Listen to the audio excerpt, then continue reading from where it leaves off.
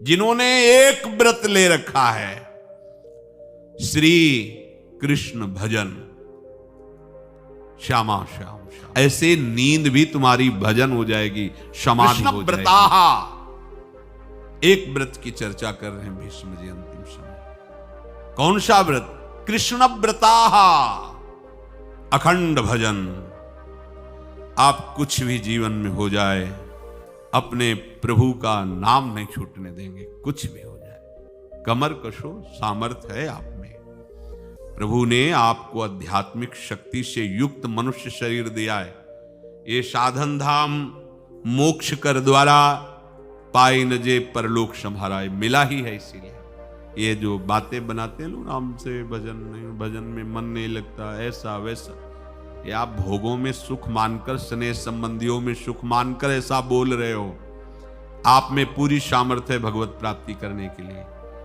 चाहे जो जहां भी जन्मा हो, मनुष्य शरीर पूर्ण भगवत प्राप्ति के लिए युक्त है, उसमें कोई कमी नहीं है। सब में भगवान ने वो ज्ञान शक्ति दी है। वो ज्ञान शक्ति भोगों के कारण आपकी ढक गई है। आपने अपने अध्यात्म शक्ति को जागृत न करके भोगों में रत होने के कारण वो सुषुप्त पड़ी है। आप उस सुप्त शक्ति को जागृत कीजिए। आप ही बड़े बड़े ब्रह्म ऋषियों को जो प्राप्त हुआ है वो प्राप्त कर सकते हैं। आप ऐसा नहीं, जब जगे तब सवेरा। देखो बड़े बड़े नीच कर्म करने वाले भी जब भगवान की शरण में होकर भजन किए तो महात्मा बन गए। तो थी ना उनमें ऊर्जा शक्ति। आप अपनी सुप्त शक्ति को जागृत कीजिए। क्या? कृष्ण व्रताः। आप एक व्रत लीजिए। क्या? कि मैं निरंतर श्री कृष्ण का भजन करूंगा। ये निरंतर शब्द बहुत प्यारा है। ये जो कुछ माला जप करके छूट देने वाली बात है, ये तो विषयी पुरुषों को भजन में लगाने के लिए है। लेकिन भगवत आनंद में डूबने के लिए, आवागमन से मुक्त होकर प्रेम धाम में वास करने के लिए निरंतर शब्द का प्रयोग है। वृंदावन बस कई तनो बड़ो शयान, जुगल चरण के भजन बिन निमिष, निमिष कहते पलक झपकने को, निमिष न दीजय जान। कृष्ण मनुस्मरण तो निरंतर श्री कृष्ण का स्मरण करो। अब सावधानी की बात करें। रात्रौच कृष्णम पुनरुत्थिताये, बहुत महिमाशाली बातें भीष्म जी वर्णन कर रहे हैं। रात में सोते समय बहुत सावधान हो जाना चाहिए उपासक को। वैसे तो हर समय सावधान, पर सोते समय ऐसे सावधान होना चाहिए जैसे मृत्यु के समय योगी जन अपने सारे इंद्रियों को समेट लेते हैं और अपने स्वरूप में, अपने प्रीतम के स्वरूप में लगा देते हैं। तुम रोज शयन के समय ऐसा अनुभव करो, मैं नींद में जा रहा हूं या मृत्यु में जा रहा हूं, इसमें कोई फर्क नहीं पड़ता। पता नहीं आंख खुले कि ना खुले। कितने ऐसे हैं कि सोते ही रह गए। आप अब बेहोशी की हालत में जा रहे हैं, नींद में जा रहे हैं, तो एक समय रखो कि आप अपनी शैया पर इतने समय ही जाएंगे। एक नियत समय रखो। हमने देखा है साधुकों का एक समय होता है कि 10 बजे हमें लेट जाना है, सोना नहीं, लेट जाना है, और लेटे हुए भगवत चिंतन करना। अब जब सो गए तो सो गए, नहीं सो गए तो उसमें हमें टेंशन नहीं लेना। या अभी नींद नहीं आई, 10:30 बज गए, 11 बज गए, ये नहीं। आंख मूंदी, मंत्राकार वृत्ति, तो बिना नींद की गोली के सो जाओगे। यह है ऐसा। भजन में मन लगाओ, सो जाओगे। जिनको नींद ना आती हो उनके लिए सही दवा है, आप नींद का चिंतन न करके प्रभु का चिंतन करने लगो। देख लेना आप कब सो गए पता नहीं चले। और अगर सौभाग्य से नींद ना आई तो नींद में जो इंद्रियों को पुष्टता मिलती है वो होता है संसार का विस्मरण। नींद में खास बात क्या होती है कि संसार का चिंतन छूट जाता है, फिर वो मस्त हो जाता है। उसमें जो ऊर्जा शक्ति वो जागृत होती, संसार के चिंतन से ऊर्जा शक्ति नष्ट होती। तो 4 घंटे 5 घंटे संसार के चिंतन से रहित पड़ा रहा सुषुप्ति में, तो उसे ऊर्जा शक्ति फिर आ गई। और अगर 4-5 घंटे आप प्रभु के चिंतन में रहे तो संसार का चिंतन छूटा, आनंद सिंधु का चिंतन हुआ। तो ये नहीं होगा कि आज रात्रि सोया नहीं तो बहुत टेंशन है, परेशानी, ऐसा नहीं होगा। ये बहुत सावधानी की बात। प्रायः इस सावधानी में नहीं रहा जाता। बचपन से सदगुरुदेव भगवान ने यही शिक्षा दी थी, गुरु कृपा से ऐसे उपदेश मिले थे। सोते समय कोई वार्ता नहीं, कोई अन्य चिंतन नहीं, चुपचाप अपने मन को हटाकर केवल इष्टमय करो। कब नींद आ जाती है इसकी चिंता मत करो, इष्टाकार वृत्ति करके ही सोना चाहिए। तो आगे जो लिखा है पुनरुत्थिताय, जब उठो तब वैसी वृत्ति, तो कुछ दिन बाद स्वाभाविक हो जाएगी, स्वाभाविक हो। अपने तो इतना तक देखा है कि जैसे आधा पद में होश रहा और निद्रा आ गई, तो जब चेतना आई तो उसी पंक्ति से, जहां से होश गायब हुआ था, उसी पंक्ति से जागरण प्रारंभ हुआ। ऐसा ही जब ऑपरेशन के समय बेहोश किया गया था तो उनसे कहा था हमें बता देना कुछ मिनट पे, तो उनका हाँ लगाने वाले इंजेक्शन और कुछ ही सेकंड में इसका असर हो, बस। तो जो पद चलाया था, जब होश आया था तो वही पद चल रहा था, मतलब बेहोशी में वो पद अपना अधिकार किए हुए था। ऐसे नींद भी तुम्हारी भजन हो जाएगी, समाधि हो जाएगी, यदि आप सोते समय प्रभु का चिंतन करेंगे। बहुत ही सावधानी की बात है, यदि इस जन्म में परम लाभ लेना चाहते हो तो इस श्लोक को अपना जीवन बनाओ। कृष्णव्रताः, हमारा जीवन का एक ही व्रत है कि हम अपने प्रीतम का भजन नहीं छोड़ेंगे, अखंड भजन। हमें ये नहीं देखना कि उपांशु मानसी को इसमें कितने गुना, हमें गुना बुना नहीं देखना। हमें अपने प्रभु को बोलना नहीं। भजन में मन नहीं लग रहा, पद गा रहे हैं, जोर जोर से चिल्ला रहे हैं, नाम कीर्तन, हमें अपने प्रभु से जुड़े रहना है। कृष्ण व्रताः कृष्ण मनुस्मरन्तो, हमारा निरंतर स्मरण चले, बस ये प्रयास रखना है। जब निरंतर स्मरण की बात कह दी तो फिर आगे कुछ कहना नहीं चाहिए, पर खास बात इसीलिए कहा जाता है कि आप समझ जाओ। रात्रौच, जब कोई भी ब्रह्मचारी, कोई भी उपासक, कोई भी बैरागी त्यागी महात्मा सोते समय असावधान हो गया तो उसकी रात्रि बहुत गलत जाएगी। खास जब आप सैया पे शयन करते उस समय असावधानी हुई तो विकार छा जाएगा, ध्यान रखना। आपका चिंतन गलत हो जाएगा, आपकी चेष्टा गलत हो जाएगी, जागृत में ना सही तो स्वप्न में। आप सावधान उस समय जरूर रहिए और उतना ही विश्राम कीजिए जितना आवश्यक हो। व्यर्थ में करवटें मत बदलिए, ये उपासक का स्वरूप नहीं होता। रोगी है तो बात अलग है, बड़े असाध्य रोगों से, नहीं तो ऐसी दिनचर्या नहीं होनी चाहिए।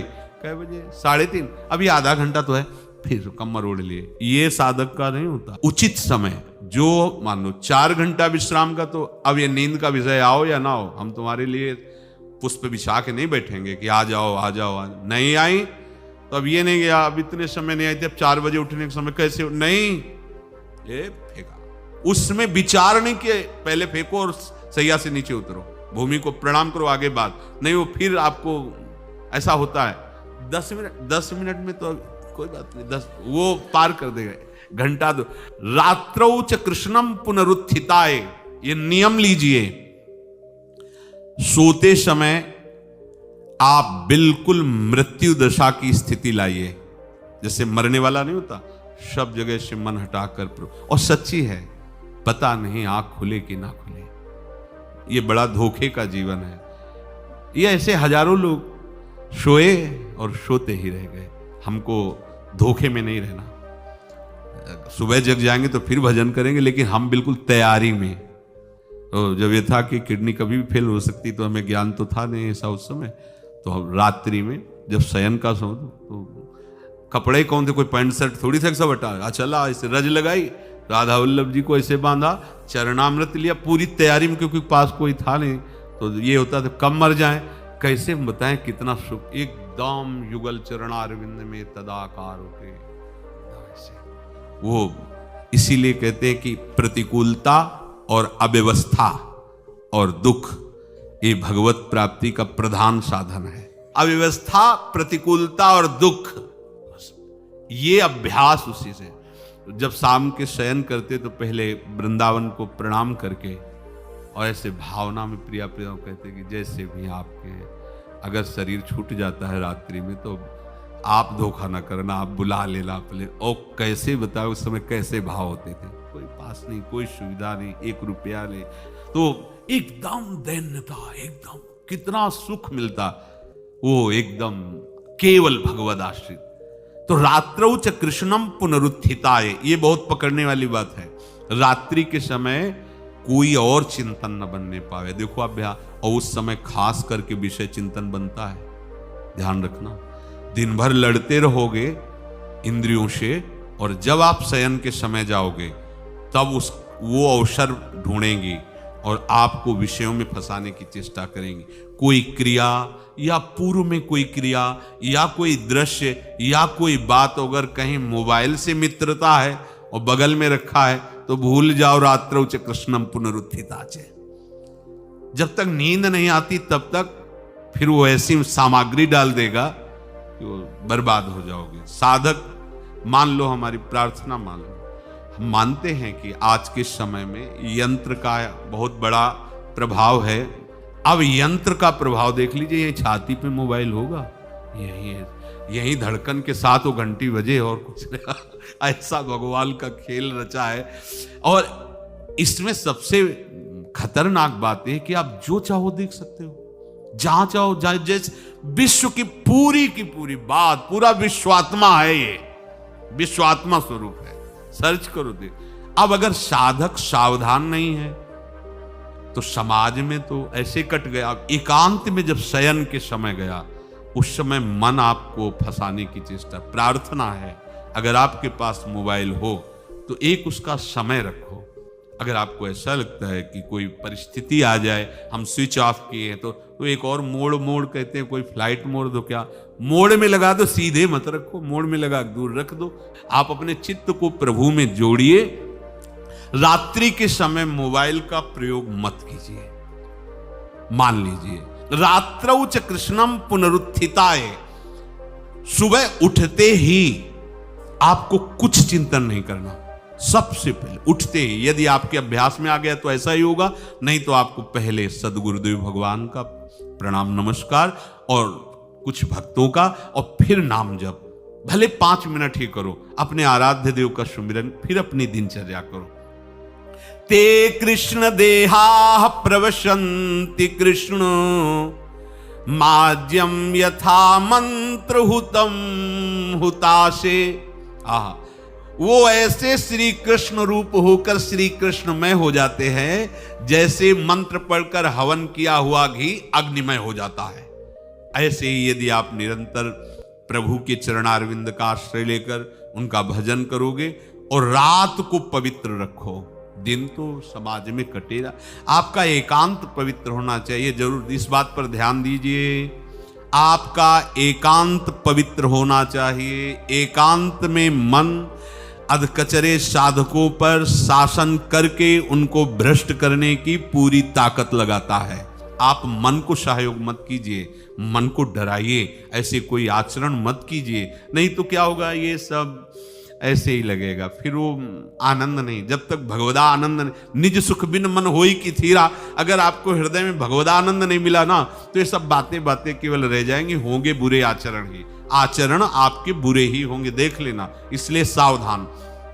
सुबह उठते समय ये आप नित्य अभ्यास कीजिए। सबसे पहले चेतना आने पर गुरुदेव भगवान को प्रणाम करें। मेरा जीवन उनके आदेश से ही उनके आराध्य देव में लगेगा। हमारे आराध्य देव नहीं, अभी तो हमें यह देखना है कि गुरुदेव के आराध्य देव वही देंगे हमें प्रिया प्रीतम, तब हमारे हृदय में अपनापन होगा। गुरुदेव की कृपा के बिना ये आराध्य देव रिझने वाले नहीं हैं। चाहे जितना तुम चाहे बना के साधन करो, ना पाई है बिन स्वामी या अकेले, वो श्री कृष्ण स्वरूप हो जाता है। जो दुखों से भीत होकर नरक से बचने के लिए, संसार रूपी समुद्र से बचने के लिए, भयंकर विकारों की ज्वाला से बचने के लिए जिनका आश्रय ले लेता है तो सब बच जाता है। ऐसे श्री कृष्ण को नमस्कार करता हूं। प्राण कांतार पाथेयम संसारोच्छेद भेषजम दुख शोक परित्राणम हरिरीत्यक्षरद्वयम। हरि, ये दो अक्षर दुर्गम पथ में संकट के समान, प्राणों के लिए राह खर्च के समान। अर्थात संसार की राह में चलते हुए भी आपको कभी दुख नहीं भोगना पड़ेगा यदि आप हरि हरि हरि ऐसा उच्चारण करोगे। संसार रूपी रोग से छुटकारा दिलाने के लिए महाऔषधि के तुल्य ये हरि, समस्त दुख शोकों से उद्धार करने के लिए ये हरि। विद्या और तपस्या जिनके द्वारा प्रकाशित होती है, मैं वाणी रूपी पुष्प से ऐसे श्री कृष्ण का पूजन किया। भीष्म जी, मेरे परम प्रीतम श्री कृष्ण, मैं मन से आपको वरण किया हुआ हूं। ये वाणी रूपी पुष्प आपके चरणों में समर्पित करता हूं। अब मेरा अंतिम समय है। मेरी बुद्धि अब तक कुंवारी रही है, किसी का वरण नहीं किया, अब इसे स्वीकार कर लो। भीष्म जी अपनी बुद्धि रूपी कुंवारी को श्री कृष्ण रूपी वर के चरणों में समर्पित करते हैं और जोर से उच्चारण किया, नमः श्री कृष्णाय। वाणी बंद, प्राण छोड़। ये महाभागवत की अंतिम गति। बड़े बड़े योगी पुरुष जिनका यत्न करके अंतिम समय स्मरण करना चाहते हैं, समस्त महात्माओं ने देखा, उन श्री कृष्ण को देखते देखते भीष्म जी ने अपने जीवन का परम फल प्राप्त किया। अर्थात उनको देखते देखते प्राण छूट गए। भीष्म जी का बोलना बंद हो गया।